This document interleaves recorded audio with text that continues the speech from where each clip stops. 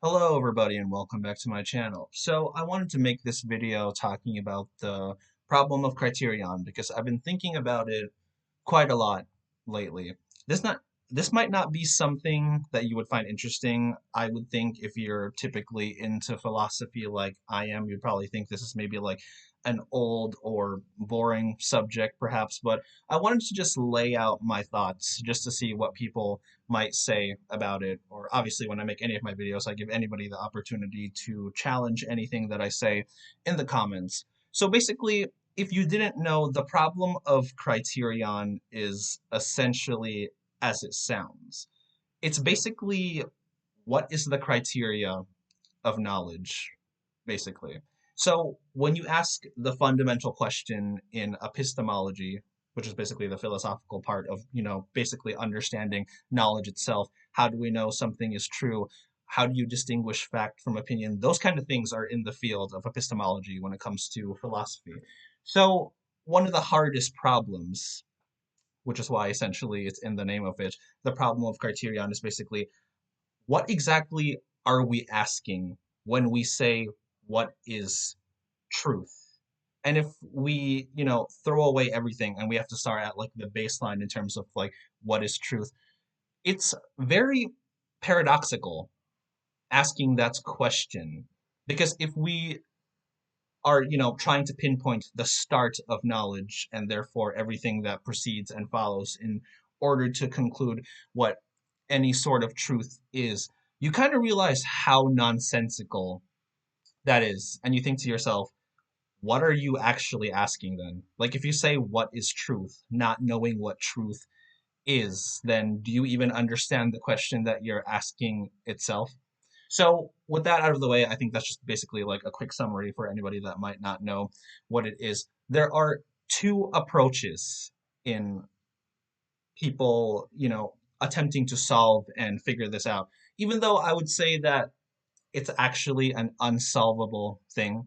I think, like within me, I'll always have that like radical, skeptical, part of me. But I guess for the simplicity of this video, I'm gonna focus purely on particularism and methodism, which is basically, I guess, the approaches that people are inclined to take whenever they're trying to figure out what truth is, even in a practical setting, even in like everyday life, because how people attempt to perceive truth can be laid out in either particularism or methodism, basically. So there are two questions when you consider the problem of criterion. Essentially, what propositions are true? And the second question would be, how do we tell what propositions are true? And I always thought this was interesting because when I think about it, it basically just sounds like the age-old philosophical debate. What makes more sense, rationalism or empiricism? And I've been wanting to make a video on logical positivism, which I think I really should get to. So perhaps making this video, it'll just be like a jump start for like that video in the future. So if you're interested in that, expect my video on like logical positivism, if I can get myself to do it. I've been kind of slacking a lot with like the videos lately, but whatever. So essentially, if you're a particularist, you answer the first question, which would be what propositions are true. So if you think about it, it's basically just what axioms are, a person, like what are they going to go through to basically like evaluate and determine what they think is true. And they limit their knowledge to those like base fundamental axioms, assumptions, whatever you want to call it. Regardless of like whether you take like the Methodist or particularist approach, it's still a problem of criterion essentially because it's all just making like assumptions bottom line. And that's why I mentioned before that perhaps inside I still don't actually believe that any of these will ever get us to like any form of knowledge, and I am just a true radical skeptic inside. But I've always considered myself more of an empirical person. And when it comes to philosophy, I often debate myself all the time whether or not a priori or a posteriori makes more sense, or whether rationalism or empiricism makes more sense and whatnot. But to tell you the truth, I think when I live my life, I am typically more of a Methodist kind of person. I have to assume, because all of these are making assumptions, I have to assume that things will happen and then I will be able to, like rationalize them properly. So I don't think there can be any sort of separation, obviously, between somebody using both rationalism and empiricism, because obviously these things coincide together, regardless of like which one that you lean towards. Obviously, the debate is more where you lean towards. And in this case, I'm pretty much an empiricist. That's why I've been planning to make a video on logical positivism, which I haven't, but hopefully I eventually will. But thinking about all this did make me think about that kind of stuff, rationalism basically versus like empiricism. And I guess the only reason I think of myself as more of like a Methodist rather than like a particularist, even though, yes, I agree, there's technically no way to get rid of axioms or assumptions in which you approach truth, I guess. So I know people might come at me and be like, oh, you're still using axioms like blah, blah, blah, or like whatever. But like, hear me out. This is the only reason I think being a Methodist, or you could even say like an empiricist, makes more sense rather than assuming that you have some sort of like a priori sort of like innate sort of like knowledge, because at least like if you ask me, if you assume that there are truths that you already know, then isn't that more of a bias, a confirmation bias, to only look for things that fit that particular sort of like axiom? But I know, again, people are going to say, oh, if you're an empiricist, oh, if you're like a logical positivist or like whatever, you're assuming that, okay, like a methodical approach can always be 100% assumed to be accurate. Which, okay, to be fair, but I mean, like, this is why it's the problem of criterion. This is why it's the problem of criterion. It basically stumps all of us in terms of, okay, there is so much limitation in our knowledge and basically what we know. And that's why it can make sense to me being an epistemological nihilist, for example, or basically, like a radical sort of like skeptic. But basically, I think if you experience the world first before you make assumptions about it, like as much as possible, then it sounds less biased in my point of view, if you ask me, because like what I said, if you already assume that you have particular truths, how do you know that you would hypothetically be ready to accept certain things that could contradict those particular axioms that, you already hold? So it doesn't make sense to me to assume that you already have the truth if what you're trying to do is figure out what the truth is.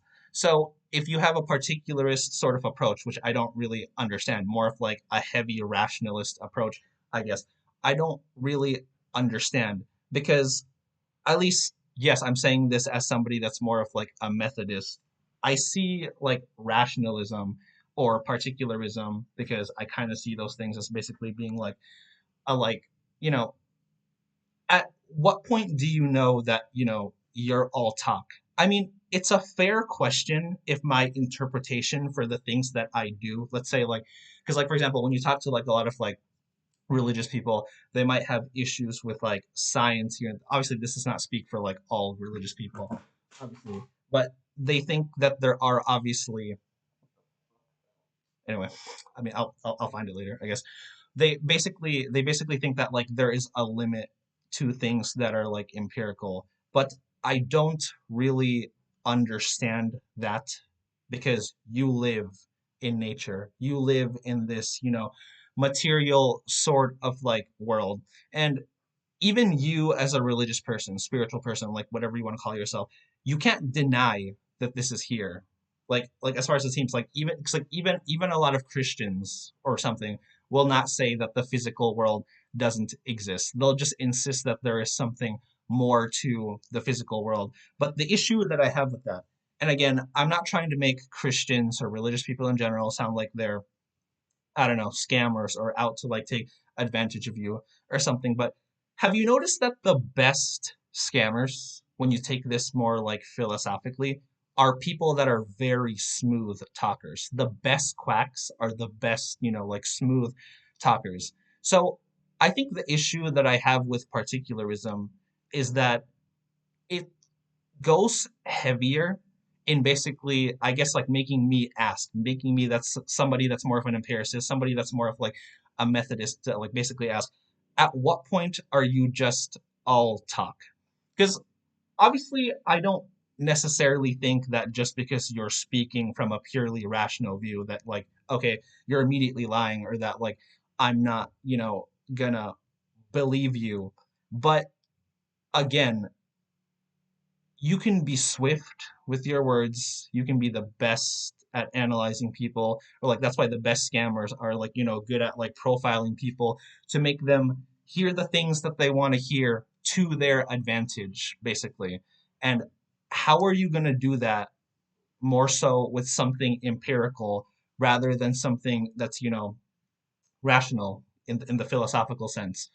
Because how you analyze and how you perceive is more, in tandem to coming across like a likable person rather than just like, okay, imagine if like my scam required you to read a fucking like science textbook. It'd be fucking boring, right? A lot of people are, influenced by their emotions. A lot of people are, you know, influenced by how something is presented rather than actually how it's demonstrated. So again, I'll keep saying it. This is basically the issue that I have with people that lean more towards rationalism rather than like empiricism, that lean more towards particularism rather than like Methodism, is basically, at what point are you all talk?